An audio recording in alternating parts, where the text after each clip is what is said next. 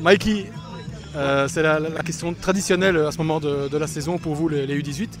Quelle est ton analyse du match? Est-ce que tu es satisfait? Alors, il y a sur certains points, on va être satisfait. On en a parlé avec Tom, on ne s'est pas vu vraiment sur le mois d'août. On a eu un entraînement de préparation parce qu'avec la reprise des clubs et tout ça, c'était un peu plus compliqué.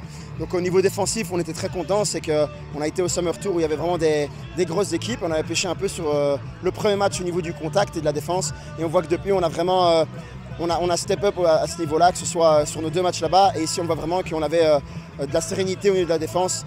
On arrive à faire nos plaquages à 2, on était agressif, on les forçait à nous rendre le ballon tout le temps.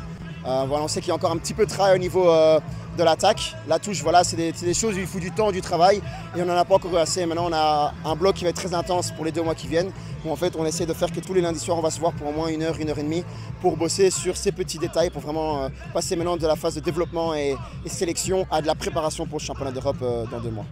Justement, le championnat d'Europe est au mois de novembre, je pense. Oui. Est-ce que vous connaissez déjà votre premier adversaire? Oui, ça ne change pas. Hein. C'est un peu ce qui est énervant avec le système qu'on a, c'est qu'on va jouer les Pays-Bas. Du coup, on les a joués une fois, on a gagné, perdu une 2e fois au Summer Tour. Donc ça va être la 3e et la belle et la plus importante, parce que le gagnant, comme chaque année, rencontrera la Géorgie en demi-finale pour derrière retrouver en petite finale l'Espagne ou le Portugal. Donc c'est toujours excitant parce que voilà, c'est un derby avec les Hollandais et ça va être un gros match.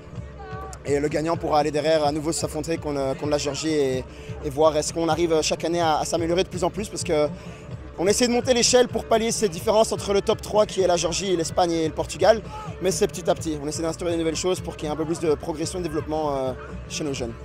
Merci. Merci beaucoup.